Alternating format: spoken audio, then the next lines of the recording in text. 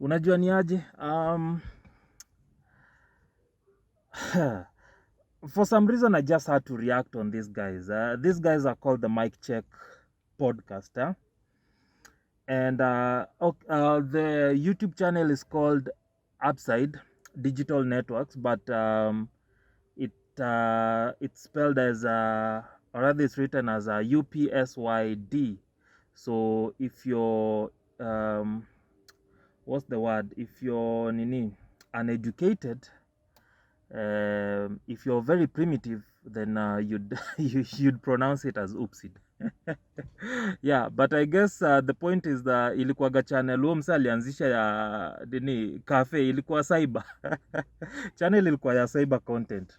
Then all of a sudden they started this podcast, and voila, it's very successful, and it's one of the best. I think your podcast, if you had asked me in Kenya which is the best podcast in Kenya, hands down I'll tell you the Iko Nini podcast. But he Mic Cheque Podcast, it's giving Iko Nini competition. So I'm telling you, if they put in the hard work and dedication that Mwafrika puts in on Iko Nini, hands down these guys are surpassing 100k subscribers in no time, because they're really good. They're really good. Let's give credit where credit is due. So the other day they had Andrew Kibe on their show, and then two of the women. So that show is hosted by three individuals. One man, Rastaman, one Lucky Dube looking like motherfucker. His name is Chaxy. He's like a concoction of Lucky Dube and Dedan Kimathi. If Dedan Kimathi and Lucky Dube had sex with the same woman, same day, same time, and she got a baby, his name would be Chaxy. So yeah, so that is one of the I know the joke is it's not fun. It's not supposed to be a joke. Yes, assholes.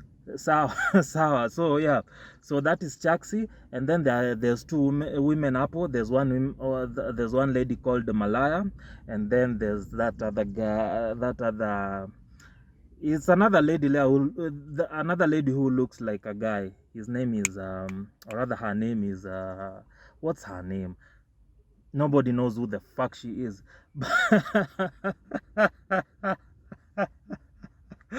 Okay, I'm not being a hater, and I'm not trying to be funny, but these guys are very interesting.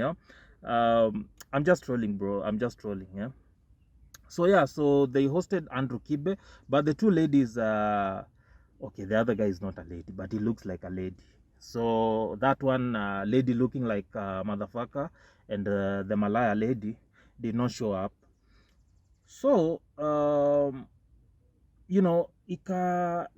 it caused what do you call it, an uproar online, because I actually saw the tweet myself from Francis Gaido, where he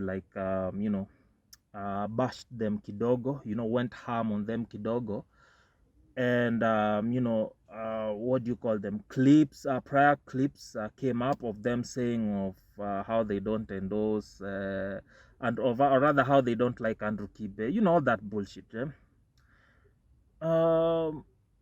So for me, I was like, okay, like at the time I used not to watch the podcast, because even Squeezy, like I think Thursday was the first time I watched that 1 hour, like a full episode or full 1 hour episode of their podcast, and wako na story fiti manze, like wako na chemistry fiti. They disagree. I like how they differ in opinions, and it's just an interesting podcast to watch.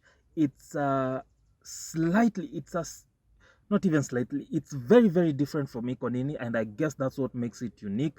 And in a way, that's, for me, how it competes with Iko Nini as one of the biggest, or rather for the top race of the biggest podcast in Kenya. Najua that thing is not there, but hiyo ni yangu bana, hiyo ni yangu. Okay, so I listened to them, and the Malaya lady was talking of how sijui walipitana tu na Kibe, sijui they had other things to do. But for me, they gave some bullshit story because later on, the same clothes they were wearing on a different episode, reacting to different stories, were the same clothes the other dude, Dedan Kimathi like Dube stroke looking like dude, was wearing on the same episode. On the same episode, they were discussing some bullshit stories. It's the same clothes he was wearing when he was having a sit down with Andrew Kibe. But so I watched. For me, I didn't have anything much to criticize because I feel like if the two ladies were there, they wouldn't have added or taken anything away from the great conversation that Mic Cheque had with Andrew Kibe. You know why? Because they had motherfucking Saddam Hussein, Osama bin Laden in the building, bro. Bro, if you ask me, I think the Nani, Dedan Kimathi, Lucky Dube looking like motherfucker, should fire these two ladies and show ikwetu yake na Saddam Hussein Osama bin Laden. Bro, your episode yao na Andrew Kibe was fire. Actually, let me retract. Thursday was not the only episode. Thursday was not the only, or rather, Thursday was not the first time I watched a full 1 hour episode of their podcast. It was actually the second time. The first time I watched a full episode of their podcast was the Andrew Kibe interview, which took, I think, 2 hours plus. Bro, that conversation was fire.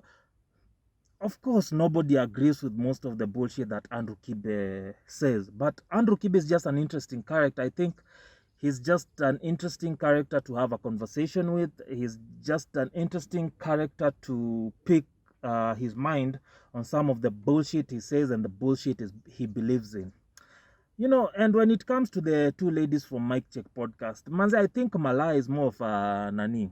Malaya is more of a man than the other ladylike looking man is, bro.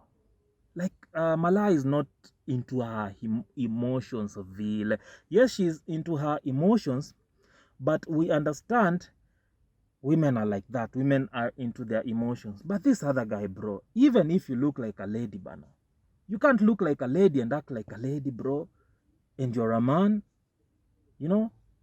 Aye, bro, apana. That guy is too much into his feelings. You know, I remember on their review of that episode, or rather on their review of that Andrew Kibe interview, the lady looking like motherfucker. Shit, I need to stop saying motherfucker. Lord, that's not me. The lady looking like guy was saying of how people should not listen to Andrew Kibe, of how it was a useless interview. Bro, unasema nini? Yani, me, I don't know, manze. Me, nikiona tu wanaume, when I see men who are into their feelings, manze, I just start feeling a certain type of way, bana. Roho yangu tu inatokanga, like, I see the devil, manze. I see the devil.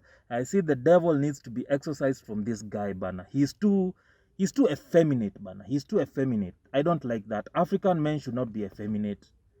You know? African men should not be effeminate at all. But yeah, after watching that podcast, I'm rooting for more of Saddam Hussein on the show. Saddam akona opinions zingine za upuzi na zina make sense at the same time. So it's very interesting to listen to Saddam, you know, on that show. So yeah, so that's my take on the Mic Cheque Podcast. Other than that, they're doing great. They're not bad. They're very interesting. They are an interesting trio to watch, but I think the two ladies, Malaya and the Ludi looking like a nigga, should go on and start their own podcast where they can, you know, put their feelings together, pile them up in a... Let's not go there. But yeah, let them go open their own podcast where ikona ni podcast tu ya ma feelings. Kuna crowd, kuna crowd ya that type of content. But for me, if you ask me, I think I want to see more of Dedan Kimathi and Saddam Hussein on that show, man. That duo is dope.